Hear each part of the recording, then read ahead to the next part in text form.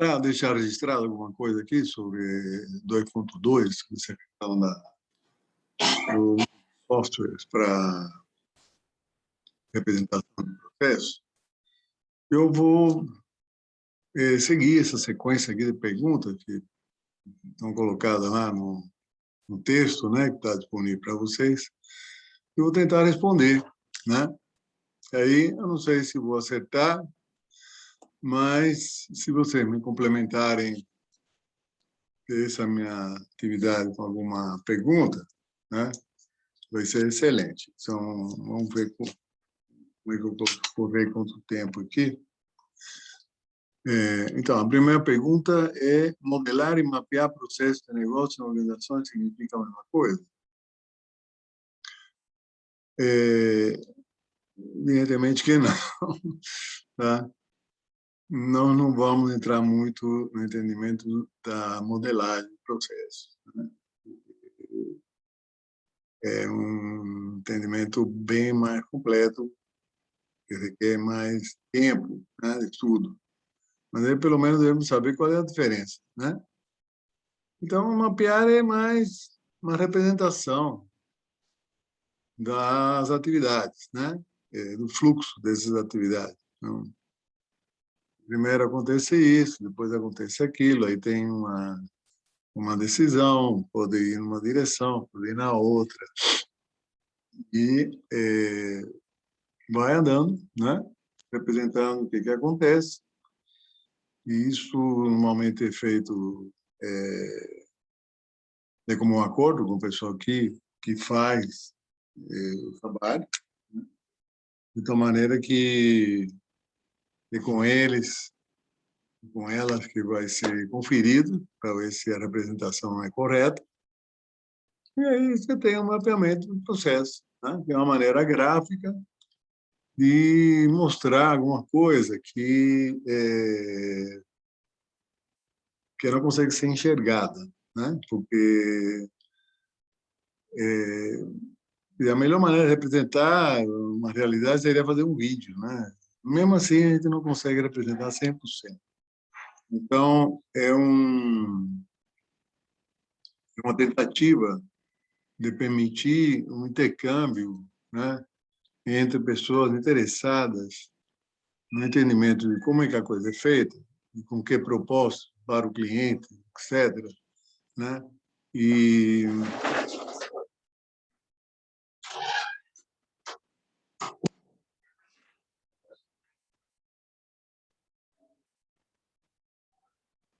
com isso propiciar uma maior facilidade de introduzir mudanças, né, na forma em que a coisa é feita.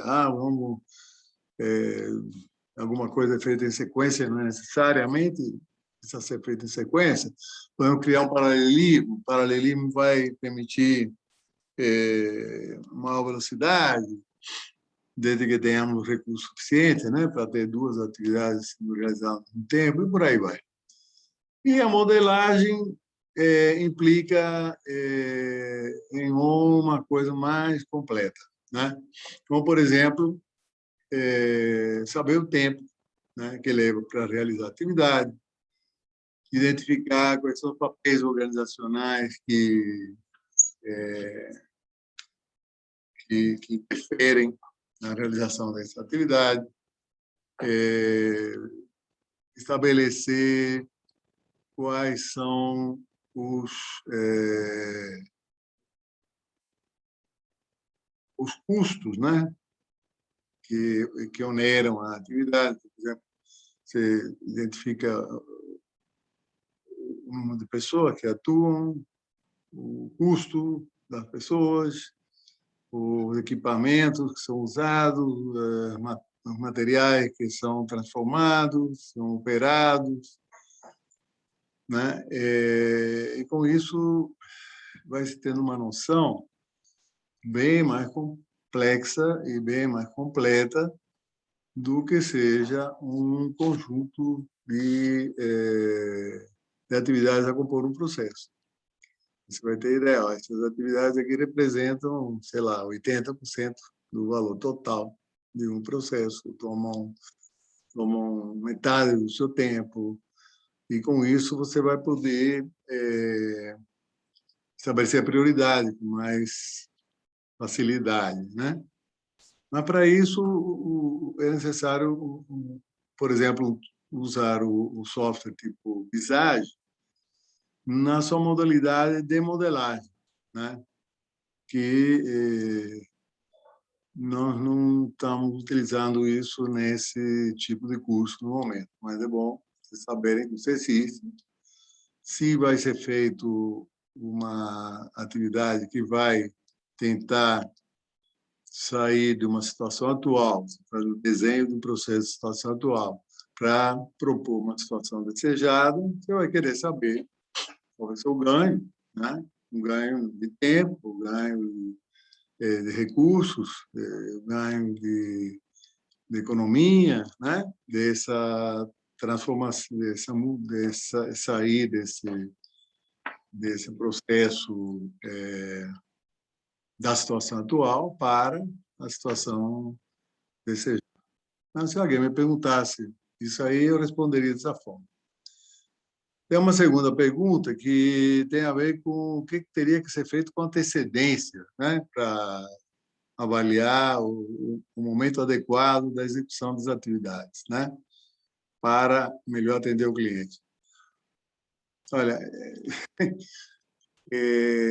quando eu fiz essa pergunta, eu não me lembro exatamente o que eu tinha em mente, mas algo que me ocorre, né, para responder a pergunta, é que a primeira coisa que a gente precisa saber é conhecer o cliente, né? Nós temos uma realidade aí, uma situação que a gente tem estudado, onde se imagina que o cliente precisa de uma determinada coisa, né? Sem se conhecer o cliente, e depois, quando se conhece o cliente, se verifica que não era isso que o cliente precisava. Olha só, que fracasso, né? Você montar todo um projeto, fazer um investimento de recursos, de tempo, né? Para resolver um problema que não é o problema certo, é o problema errado, né? Então, não tem eficácia, tá bem? Então, não sei, né, exatamente o que eu tinha pensado quando formulei essa pergunta, mas uma resposta boa é justamente ter claro quem é o cliente. Então, engajar o cliente na história, né? De preferência, fazer alguma coisa que o cliente solicitou, né? Porque muitas vezes a gente está fazendo um negócio que acha que o cliente está interessado e ele nem falou nada a respeito do assunto, né? Então, tem um pouco de paciência, ouvir, né? Porque a gente, no momento, quer falar, mas ouvir é um pouco mais difícil, né? Tá. O item 3 aqui é sobre o retrabalho, né? E retrabalho é um negócio usual, né? Quando você está fazendo qualquer coisa para a qual não houve um planejamento, né? Você nem botou no papel o que você vai fazer, e geralmente você levanta a parede e diz, não era bem essa parede que eu queria, e bota abaixo, e faz uma outra. Então, isso é muito usual, né? Eu vivencio isso com muita frequência, né? Então, a pergunta é aqui: retrabalho costuma ser frequente em organizações onde as práticas rotineiras não incluem o controle de qualidade de sua execução como algo inerente à própria atividade? De que forma o desenho do processo pode minorar as situações de retrabalho? Então, aqui está falando em embutir o controle de qualidade dentro da própria atividade. Então, você realiza uma atividade, você, ao concluir a atividade, antes de concluir a atividade, você certifica que ela foi realizada com qualidade, isto é, o que se desejava fazer foi feito, o próprio cliente dá o seu de acordo, o ciente, né? Esse cliente, lembra de você que você normalmente tem uma cadeia de clientes, uma rede de clientes, né? Então, o cliente não é aquele cliente final lá que você, né, nem vê, né? Porque você está aqui montando um produto que vai ser vendido posteriormente para um outro lugar, para uma outra pessoa, né? Mas não, eu me refiro ao cliente, a esse cliente que recebe o serviço que você fez, né?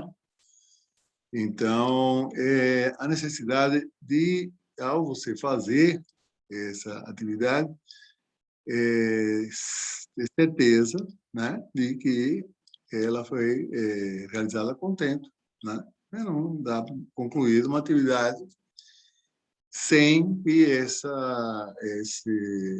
controle de qualidade inerente à atividade esteja concluído.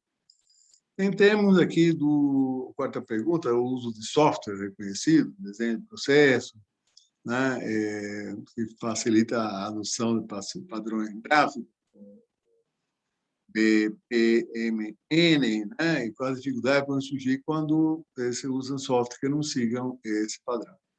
É o seguinte, é a mesma coisa que você colocar numa sala, né, pessoas falando idiomas diferentes. Um fala francês, outro fala japonês, outro fala espanhol e assim por diante. Você pode imaginar que o entendimento da comunicação entre essas pessoas vai ser um tanto dificultado, né? Então, esse tal do BPMN nada mais é do que uma forma de se fazer as coisas, em termos de desenho de processo. E esse conjunto de pessoas que atuam, né, que colaboram, que participam, que recebem o resultado do processo e tal, estão afetos a esse padrão, seguem esse padrão. Então, evidentemente, isso favorece, né, a comunicação, evitando demoras. Né? O que é isso aqui? Eu nunca vi isso, não entendo e tal. Então, essa padronização de termos, de formas de representação, né, através desse padrão gráfico, é muito oportuno, é muito conveniente. Eu tenho a impressão que tanto o Visage quanto esse Repsol, né, que é um programa mais simples, né, seguem esse modelo, né, padrão. A quinta pergunta: se são muitos processos executados nas organizações? Vamos selecionar os prioritários é uma escolha, né? Esse é óbvio ululante, né? Acredita seja possível selecionar os críticos, os que mais afetam a competitividade da organização para mapear e logo modelar? Você não sabe o que modelar, fica mais difícil a pergunta, né? Mas, em todo caso, né? Poderia indicar um exemplo dessa benéfica prática? Bom, sei lá, exemplo agora o que eu posso dizer é que, para se entender, né, o que é crítico ou não é crítico, é necessário, primeiro, ter a noção do vários processos. Né?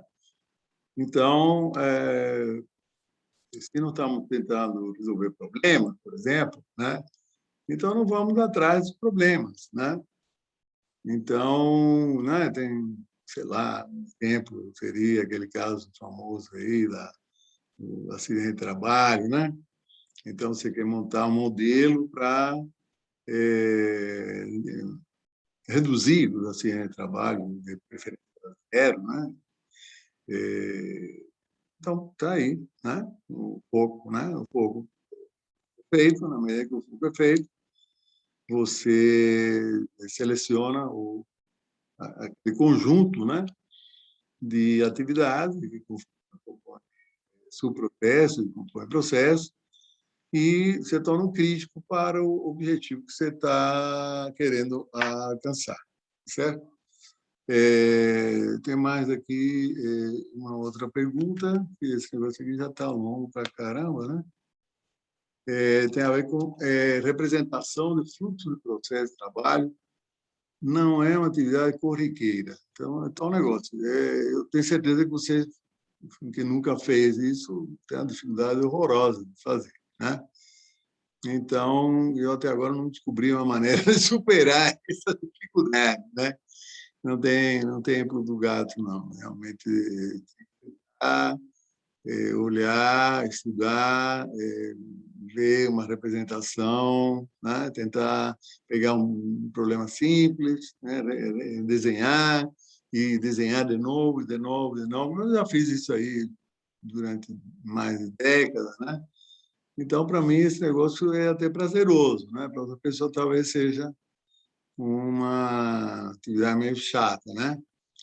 Tá? Então, o que cria resistências iniciais quando da implementação, né?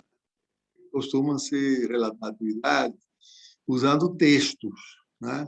Para relatar descrições, tal como contar histórias, né? Então, como fazer para superar essa normal resistência, né? Aprendemos algo na curva de difusão de Rogers, esse particular. Falar de Rogers aí, você já tem alguma noção. Em relação à curva de Rogers, não sei. Bom, a curva de Rogers procura aquelas pessoas que estão mais afetas, né, a coisas novas, né? Então, talvez seja por aí, né, a resposta, a pergunta que aqui está sendo colocada, né? Essa ideia de relatar, praticar, de contar histórias, é interessante, né? E aí depois você vê qual a dificuldade de entendimento que existe entre você ler um texto de uma história e você observar um fluxo de um processo que conta a mesma história. Então, esse seria, eu acho, um exercício que vale muito a pena de se fazer para a pessoa se convencer da conveniência de ir representando o processo. Na pergunta 7, fala aqui na literatura clássica sobre o software, desenho e processo, tem um insight, né, que algum faz pensar. Segundo ele sabe, o valor do software para desenho de processo, negócio, é que permite captar elementos-chave do cotidiano do negócio e representá-los através de objetos de software, né? Então, o que está se querendo dizer com isso é que, muitas vezes, esses elementos chaves passam desapercebidos, né? E quando você o representa de modo gráfico, aí fica mais fácil de identificar, de conhecer aonde que está, sei lá, pegando alguma coisa, né? Então, qual seria, em sua concepção, o maior valor desse software se você tiver que estudar uma organização para torná-la mais competitiva? Então, é isso, né? O valor é incalculável, né? Então, você quer procurar maior competitividade da organização, competitividade em relação a outras organizações. Então, o que normalmente faz? Você compara o processo de sua executado em sua organização com o processo executado em outra organização. Essa comparação permite mostrar se você gasta mais tempo, gasta mais dinheiro, né? Se você fizer modelagem, né? Se fizer só mapeamento, você vai saber dessa coisa. Mas a gente já está pensando aqui numa coisa mais sofisticada, né? Então, o exercício seria esse, né? Comparar os processos de duas organizações, verificar, de repente, a de vocês é melhor, né? Então, não tem nenhuma organização melhor que faça isso? Geralmente tem, né? Então, a questão de procurar que organizações seriam essas, né? Tá, então, a última pergunta aqui, que é a oitava, né, diz que se você quiser formar um time capaz de atuar sincronizadamente, visando identificar avenidas de encaminhamento de processos inovadores para melhorar a governança social sustentável da organização, qual software de sua preferência ser usado pelos stakeholders a compartilhar da iniciativa de inovação, né? Então, justifica vantagens de uma outra solução. Então, eu tenho a impressão que tanto o Visage quanto o REF, eles, em termos de mapeamento, né, eles propiciam que você interaja com outras pessoas, né? Você faz isso online, né? O software fica disponível, você tem um grupo de pessoas que você forma, que recebe a notícia do desenho que você realizou. Essa pessoa pode consultar esse desenho e realizar modificações, né? Então, eu imagino que seria dessa forma, né? em que você procuraria atuar sincronizadamente no sentido de um grupo, né? De várias pessoas atuando na mesma direção, certo? Então,